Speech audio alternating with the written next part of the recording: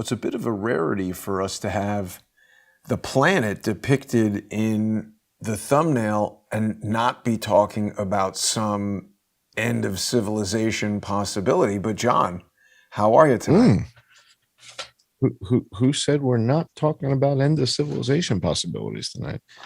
Wait, oh, An that just Earth fritzed out grazer. the focus. I apologize. Well, no, we've got a story. An Earth grazer flew a whopping 186 miles over two Earth states grazer.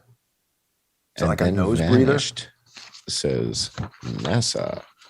So I guess the way the background stuff works on Zoom, it There kind you of go. Now it's blurs in everything focus. out. Earth grazer flew a whopping 186 miles over two states, then vanished. So people saw that? I imagine so, and this just happened. So we're going to talk about this on the show tonight. Shepard Ambellis, our dear friend, director and producer of Shackled to Silence, the film that Right. you and I both appear in, which is a great film. If the audience hasn't seen Shackled to Silence, you guys got to watch this. This is really well done. It's a really well done film. If you guys haven't seen it, take the time to watch Shackled to Silence this weekend. But Shepard posted another break this week on Twitter, and sure enough, just like last time, I never doubt anything Shepard says. So I, do my research. I start looking up, and sure Right. enough, I would encourage people to maybe doubt it, but enjoy it. Look it up. Well, so what I did was I checked into it, and sure enough, we'll take a look at that tonight. But we have had a fair amount of Neo activity just this past week, so we're going to take a look at that. So I went to Shepard's Shackled to Silence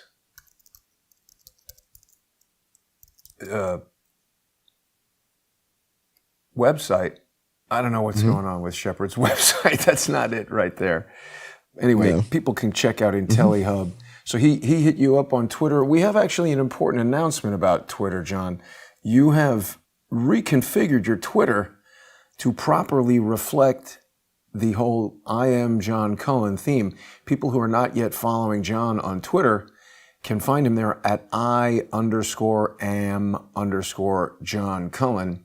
And you can follow John on Twitter. As he mentioned, people who watch the show regularly know Friday nights we do our sponsor exclusive show that people can see on subscribestar.com/IamJohnCullen, patreon.com/IamJohnCullen, and Subscribestar and Patreon /crowdsource the truth. Little burp with the crowdsource the truth video server earlier today. I have it all ironed out. It's going to work for all subscribers across all platforms, and I've been in regular communication with the developers. John, you were in the software industry for many years. You know development. Sometimes when even very, very close, a small little version change can introduce some problem that might make things appear to be not working, but it's very, very close to its final stage. I also want to remind people, John, that they can catch our simulcasts on rumble.com /user/CS the truth. We got simulcasts on Rumble there for people who don't like YouTube. They can also follow John on Rumble. I am John Cullen, rumble.com /C/I am John Cullen. What's new this week, John, and what are we going to be talking about on the sponsor exclusive segment at 7:30 p.m. Eastern? We have a chock full show, a ton of information. We should probably go right to the deck, and I'll do like a bottom line up front, and we'll show. I think I forgot one thing though. I forgot to tell people that we're also simulcast live streaming on the John E. Hoover YouTube channel. And thank you to the 121 people who are watching us there right now. Crowdsource the Truth viewers who are not yet subscribed to John's channel can go on over to YouTube and just go to John E. Hoover. Look for that. The other thing, John, that people might not realize is that if you're on any of the Crowdsource the Truth YouTube channels, I've created these little featured channels down here at the bottom, most of which are Crowdsource the Truth co-host channels. But of course, in the cases where co-hosts have their own channels, I've included that as well. So people can always subscribe by going down there. But let's take a look at the deck. You work hard all week putting this stuff together. Give us the bottom line up front, John. All right, let's go to the first slide after our title slide, and let's see what we got. All right, so it appears that the big story this week has a lot to do with the 5 to 11-year-olds. We've been talking about this age group for a while. And the authorization, the emergency use authorization for the Pfizer product for that age group. And what I've been noticing over the course of the past week is that the reporting is all over the map. We're seeing all kinds of different things. And you know how I like to just use the CDC data or the WHO data. Mm-hmm. And so on tonight's show, we're going to focus on CDC data, WHO data, and of course the Johns Hopkins map, right? So I'm the map daddy, right? So that's a hashtag you guys will see me use on Twitter a lot. I am the maps daddy. And so we're going to use the Johns Hopkins map quite a bit. But this is a story from, pop back for a second because I want to talk about that. You've been tearing up Twitter, John. People who aren't following you have got to get on there because it's just fun to watch you, crap on all these people who are putting out disinfo. We're talk about that. Yeah, we're going to talk about that. One of the things that's kind of interesting now is that I've only got like 600 or 700 followers right now. Uh-huh. Right. You've got like 27,000, right? You got a huge number, right? All right. So you got 27,000. I got 720 or something. And what I'm doing is I'm replying to famous people like the Surgeon General of the United States. Yeah, I saw within within 1 or 3 minutes of him posting something. And so I'm always like the first or second response. And when there's only 2 responses, and I continue to hound about Shanghai and Beijing because Johns Hopkins continues to publish it. So as long as Johns Hopkins is continuing to put that up on the tote board as the score, how are we ignoring this gorilla in the room? And so we're going to talk about a lot of the numbers tonight. There's some fascinating new breaks this week, huge breaks this week.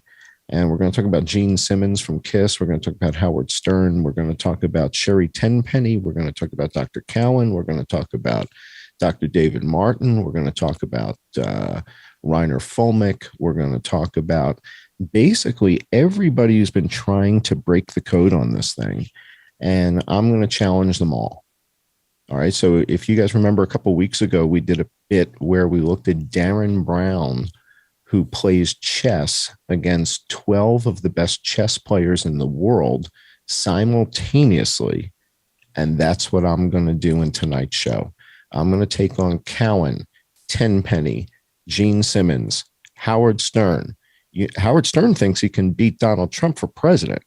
Right. What? And he's sociopathological enough that he might actually do it. So a couple of weeks ago, we did a little segment where I shared with the audience this effect. And I think you guys know that I'm a huge fan of Darren Brown. The guy's brilliant, absolute genius. And one of these days, I got to get in a room with him and Penn Jillette and a couple of the other guys. Penn Jillette is not friendly. I've met him several times. Yeah, but this is different. In other words, I want to get in a room with a bunch of magicians and walk them through these 2 illusions, right? So this one in particular, this chess illusion, he takes on 9 chess masters, not 12. And I was fascinated by this when I shared it with the audience to show them how some of these illusions work and how effective they can be. And so in tonight's show, I want to challenge everybody in the game. Cullen, Dr. Malone, okay? Everybody, Post Dr. Malone? Drew. I don't know who Post Malone is. I live in a cave. I don't know who Dr. popular Malone culture. Is, so yeah, split the difference. Yeah. All right, so whoever all these people are in the pictures, who's the guy in the upper left? Who's that guy? That's Cullen, isn't it? Oh, I don't know. I don't know who these people are. I just looked them up when you gave me the list of people who we wanted to. Yeah. Okay, so that's Tenpenny next to that's Cullen, and then who's this next guy? Who's this guy? That's Andrew Kaufman, who you had in the list. Mm, This is the guy who says it hasn't been isolated, right? Mr. I guess so. Microphone. I mean, Dr. Martin. I could get a Reiner bow tie. Folnick. Wikipedia says he's a politician. It doesn't say he's a lawyer, which is strange. I don't know. Once shock jock, now just a jerk, Howard Stern. And Gene Simmons, who, you know what? I still kind of like Gene Simmons from that show with his kids.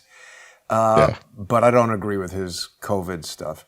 Well, all right, so let's kind of tackle the fun stuff quick. So Howard Stern, Gene Simmons, Dee Snider, all three of them are singing from the same hymnal, which is, if you're not vaccinated, you're the problem. Gene Simmons says you're the enemy, right? And Howard I think Stern he's also. I mean, they're same with Dee Snider. Dee is really, and Dee, right? Dee's not, well, what do you call those people that hang around with musicians? What are they called? Groupies? No, drummers. But Dee's not a drummer. So sorry guys, I had to do that. So the thing with Dee, again, they all have the same opinion, and we're going to kind of cut to the chase. Yeah. Do you want to take medical advice from this person? That's what I said, and I barely consider him a musician. To me, how he was successful is remarkable. But he was friends with Howard. He used to be on Howard's show all the time. They were very close, and the three of them are all saying the same thing. It's like a bunch of lemmings. So I want to address that real quick. And I've traveled to Africa, right? And when you go to Africa, you get vaccinations before you go. Right. You get inoculated for various things before you go to Africa. And I went to Africa to go on safari, right? So I knew I was going to be in the bush, walking around, God only knows. So I got vaccinated for a bunch of different things. Okay, so the furthest thing from anti-vax, I got whatever the hell I needed to get to go to Africa and not die. That was the plan, right?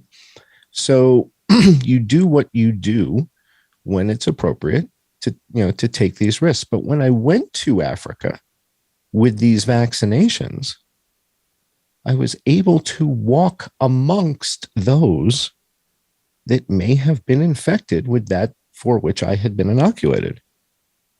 Right. Right. So if somebody had, let's say, dengue fever, and dengue fever, let's say it's contagious, but let's say I had been vaccinated. This is all hypothetical, and I had been vaccinated for dengue fever. I can walk amongst those that have it.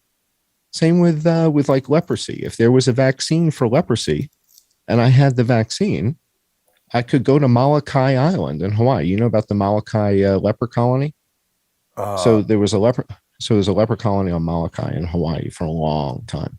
If there was a vaccine for that, you could then walk amongst the lepers, right?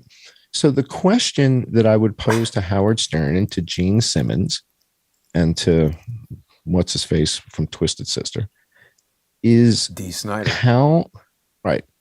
So there you go. Yeah. Well, it's the Atlantic talking about this. When the last patient dies, maybe Lorraine Jobs will buy the island. Well, Larry Ellison owns the other one. He bought, what'd he buy? Lanai. Larry owns Lanai. You know that? I didn't know that. Yeah. Guy's got a lot of money. He bought Lanai. And you know what's on Lanai that he does? By the way, this is wild. You know what's on Lanai that he doesn't own? Nuclear something? The Four Seasons. Oh. Larry and Bill Gates hate each other, by the way. You have to understand this. Larry hates Bill Gates. Larry Ellison probably hates Larry Bill Ellison Gates. knows what he's doing and realizes that Bill Gates doesn't? From the time I worked with the guy, he hated Bill Gates and thought he was just like a fraud. Right. He's so right. yeah. So he bought 98% of the island. The part that he didn't buy is owned by Bill Gates and used to be Awaleed bin Tawal. I believe it's now MBS. Right. I could be wrong about that. But there's a Four Seasons on the island. And that's the piece that he doesn't get to buy because Bill Gates told him to go screw himself.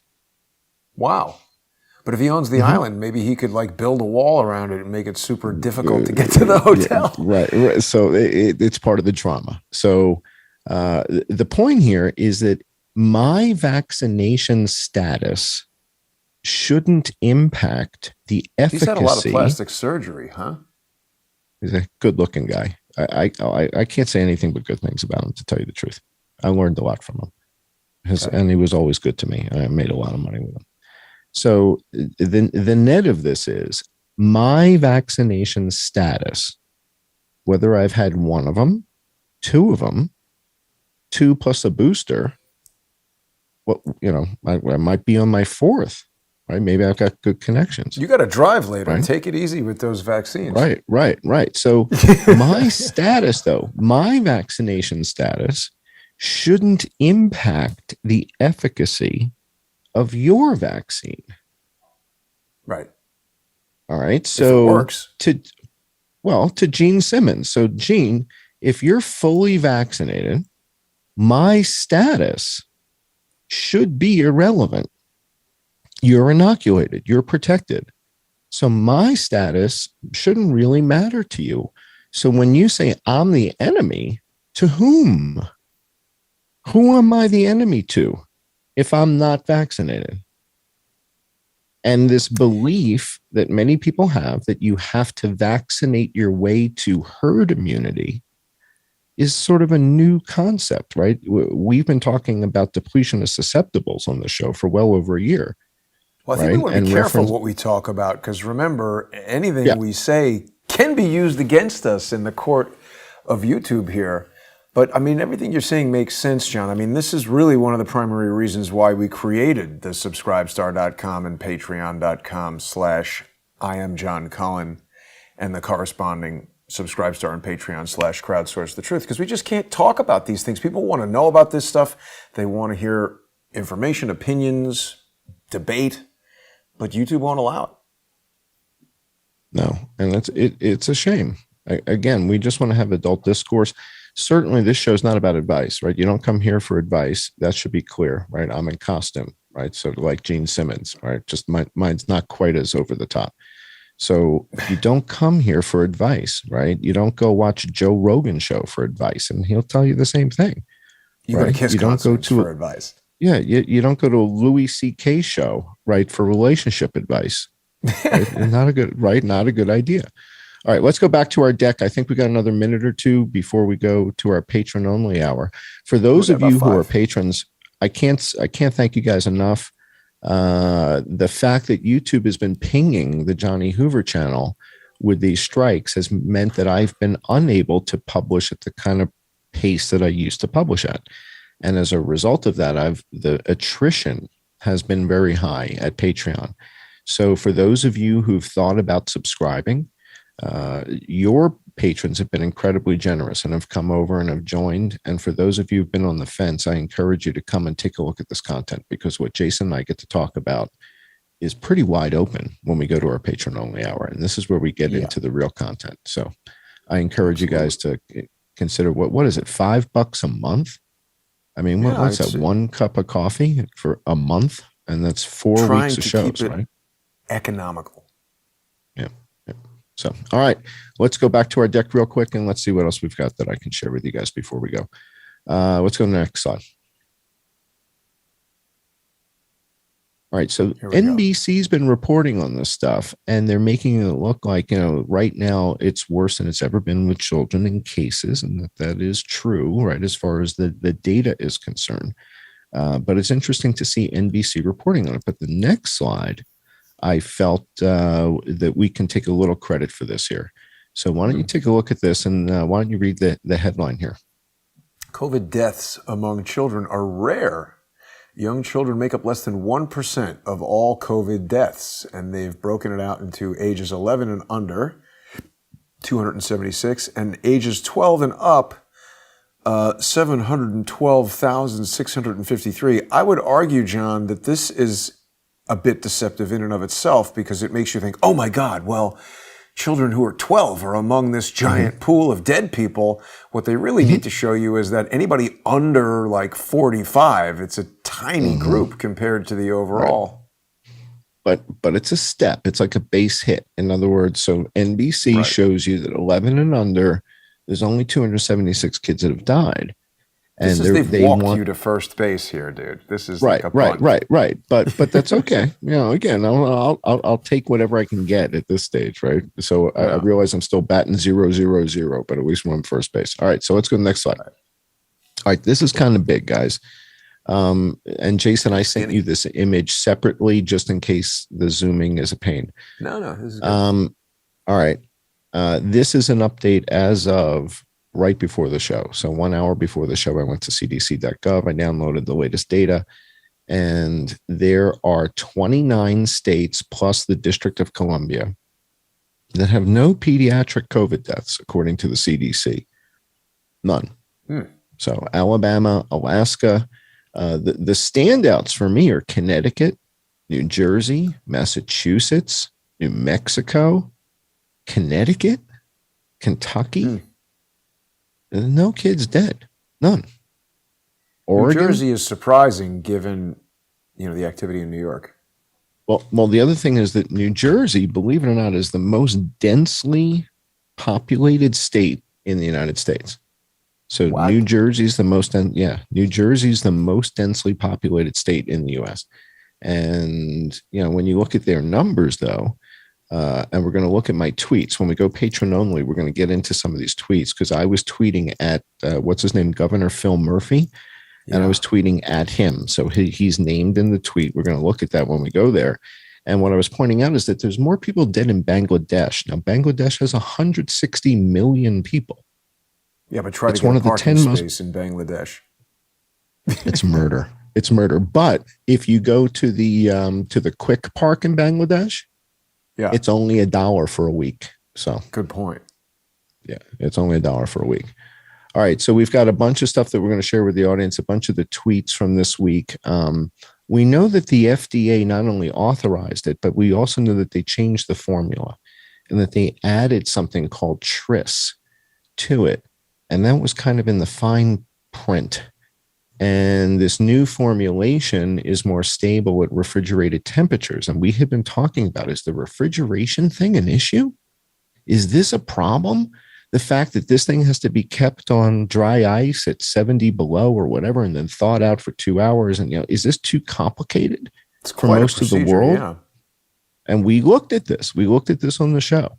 And so now they're changing the formulation. They added something called tris, a tris buffer. And we have a number of RNs and PAs and doctors and pharmacists that watch the show, and they'll know instantly what tris is. They're going to say, "Oh, tris is like a glucose additive, and then it's going to stabilize it." And now we don't have to freeze it at 70 below or whatever the temperature was we had to freeze it at before. But we've been questioning that. We've been challenging that and saying, "Oh, the handling, that's Pris." I love Pris in the scene. No, that was my favorite scene. Yeah. My favorite scene is when Pris dies. Well, and also when you're like 12 watching this, you don't know what to, it's like, whoa. Yeah. So don't confuse Pris with tris. So this additive, though, the question with the additive is, well, wait a second, guys, if you're going to add something to it, you can't just add it at the end of the trial and pretend like it's the same, because it's not. It's not the same. So they're just like, it's in the fine print, and they added it. And that's in their documentation, right? This is, you're getting this from the FDA. Yeah. We're just quoting it. Yeah. It's there. And I'm giving the link, and here it is. And I'm sure that's an excellent improvement to it. It's got to be. I'm sure it tastes better. All right, let's go. Yeah, so here you go. And look at that shine. Yeah. All right. New vaccine formulation to improve stability and storage. The FDA today also authorized a manufacturing change to the vaccine to include a formulation that uses a different buffer. Buffers help maintain a vaccine's pH, a measure of how acidic or alkaline a solution is. I mean, look, we're not going to say anything about this because this is just information and we don't want to contradict it. I do want to tell you a little story, John, about a complex system that I've been working on called the Crowdsource the Truth video server. And something I've noticed about complex things Yes. is that sometimes you make a tiny little change that you think, oh, that's not going to change anything. And then the whole thing stops working. Like, see, we were know what's having this funny? little tiny problem where people using iPhones were not able to see live streams. They could see playback, and people using Mac or Windows or Android or iPads, they could watch the live streams with this little tiny problem. And the developer fixed it, and they said, there, it's fixed. Everything is working now. But the weird thing is, now, nobody could watch live streams. And we went back in there and figured out what it is that changed it, but that won't be ready until Monday. So today, I'm using an older system that I know works, and everybody who watches us on the sponsor exclusive segment that's coming up in 4 minutes, whether they're on subscribestar.com or patreon.com, whether they are a beta tester or the largest sponsor option available, everybody's going to get the live stream in 4 minutes. And we actually got a break right now to get that ready. But we're going to go in depth on all this other stuff. We're going to talk about what a great idea it is to change some ingredient of something and then not test it and just presume that it's working. Didn't work earlier today on David Hawkins' show, but I'm sure the FDA knows what they're doing. We'll be back with everybody in just 4 minutes, so make sure you join us on Subscribestar and Patreon, and we'll see you over there.